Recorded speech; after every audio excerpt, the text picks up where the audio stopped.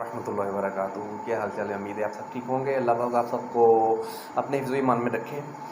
तो थोड़ी सी ना बिज़ी मैं, काम है थोड़ा सा, तो उस वजह से मैं वीडियो नहीं बना रहा, लोगों में नहीं मैं जा रहा, उनसे सवाल वगैरह नहीं कर रहा। तो इंशाल्लाह ताला जल्दी ही आपको वो वाली वीडियो भी मिलेंगी। तो लिहाजा मैंने कहा चलो व्लॉग पैक की वीडियो बना लेते हैं। तो आज का मौजू होगा इंशाल्लाह ताला सऊदी अरब का,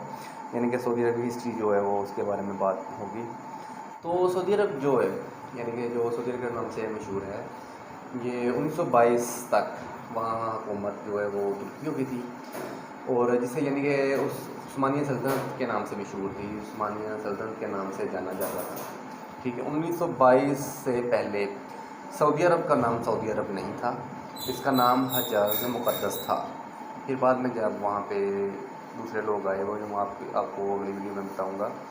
थोड़ी देर बताऊंगा कि वो कौन लोग आए और क्यों उसका नाम हजाज मुक़द्दस से सऊदी अरब रखा गया।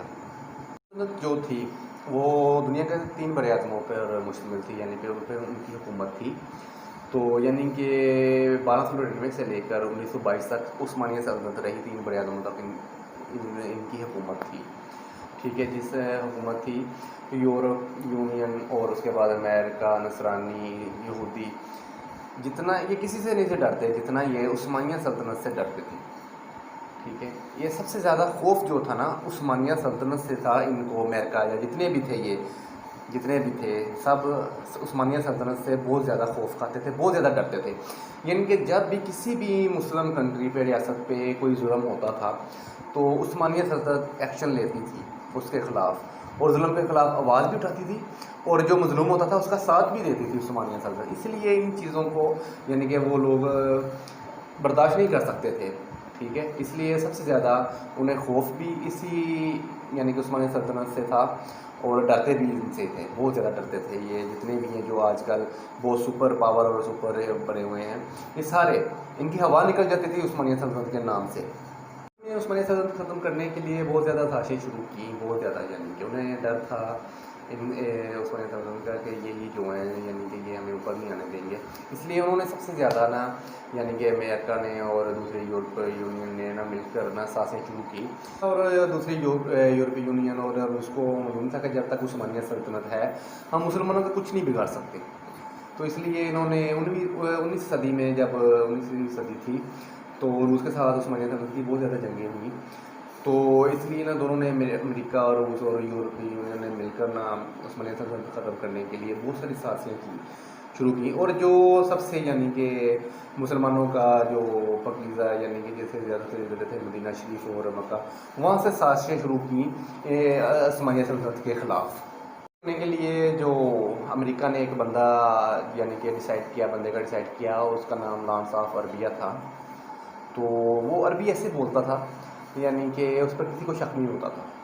आप हिस्ट्री चेक कर सकते हैं। ठीक है,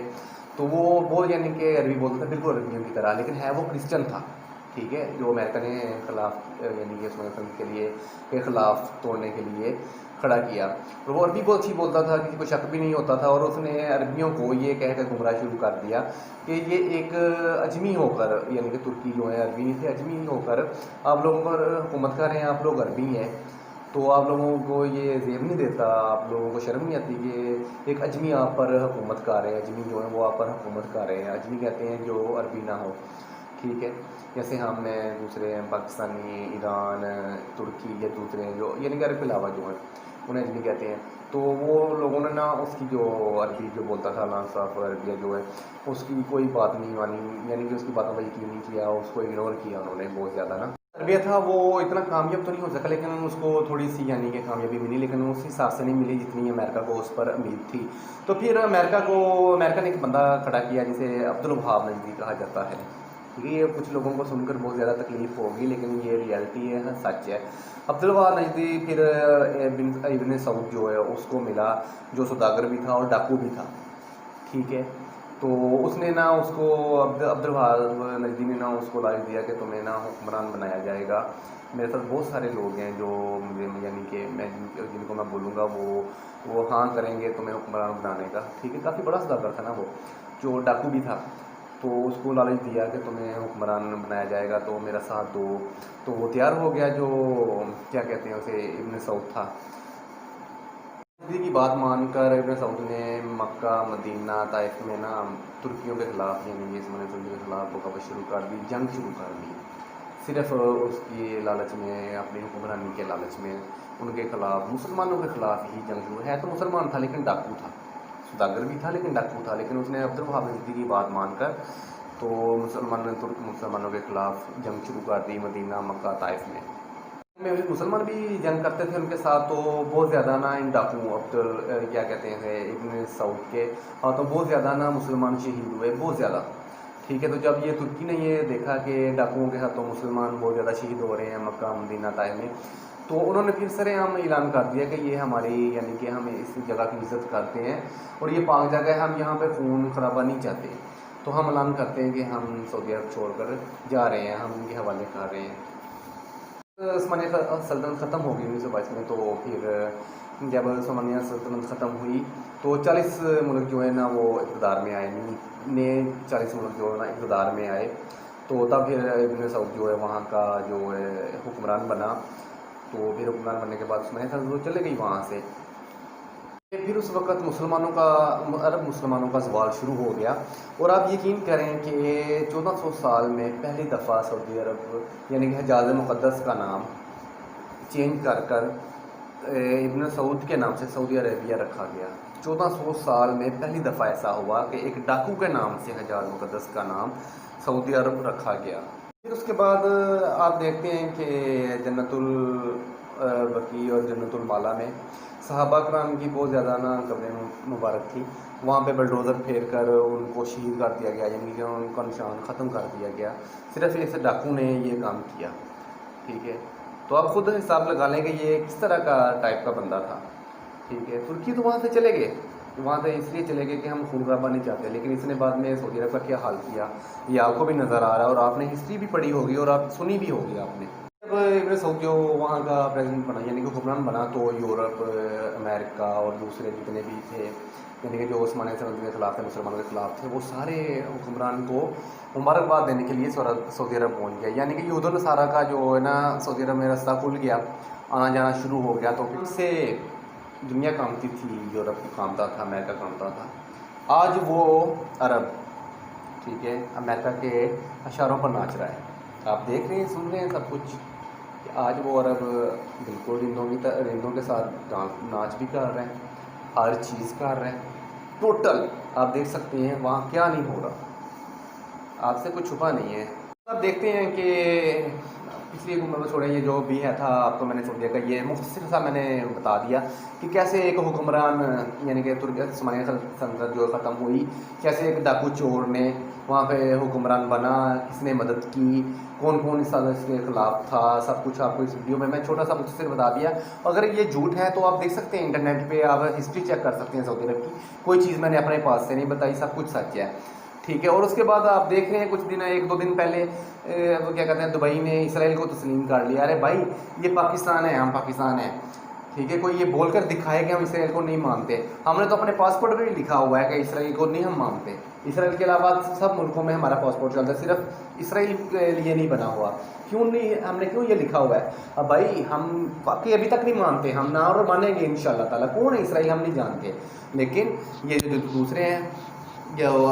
سعودی والے ہو گئے، اس کے بعد دبئی والے ہو گئے، جو دوسرے ہیں یہ اس کو اپنا ابو مان رہے ہیں، تو مانو انشاءاللہ تعالیٰ وہ ٹائم آئے گا۔ آپ اس جو آپ نے اس وقت یہ جو کیا کہتے ہیں ڈیسیزن لیا ہے، اس کا آپ کو جو ہے نا ازالہ بھگتنا پڑے گا انشاءاللہ تعالیٰ، اور آپ پچھتاؤ گے، لیکن پھر تب ٹائم نہیں ہوگا، لیکن پھر بھی انشاءاللہ تعالیٰ پاکستان ہی آپ کے کام آئے گا انشاءاللہ تعالیٰ، ٹھیک ہے۔ یہ آج بھی میری بات یہ لکھ لیں، انشاءاللہ تعالیٰ ان عربیوں کے پھر پاکستان ہی کام آئے گا، ٹھیک ہے، جیسے پہلے آتا رہا ہے۔ قطر وہ کیا کہتے ہیں مصر تھا نا، مصر کی بھی ہم نے دریائے نیلم پر ہم نے مدد کی ہے پاکستان نے، ٹھیک ہے، اور سعودیہ کی تو ہم شروع سے کرتے آ رہے ہیں، اور بھی بہت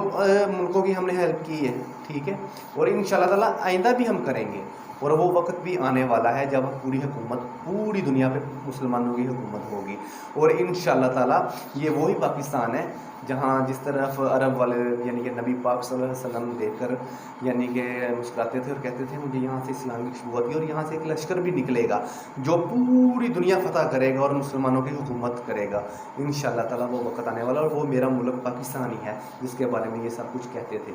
اور انشاءاللہ تعالیٰ وہ جو کہتے ہیں وہ ہمیں اللہ پاک پوری امید ہے کہ وہ پورا ہوتا ہے، ٹھیک ہے، جو نبی پاک صلی اللہ علیہ وسلم نے فرما دیا وہ پورا ہوا اور ہوگا بھی انشاءاللہ تعالیٰ، ہمیں تو یہ ہمارا تو یہی عقیدہ ہے۔ حافی اور دوسرے لوگ بھی ہیں جو آپ نے سنا ہے، وہ تو یہ بھی کہہ رہے ہیں کہ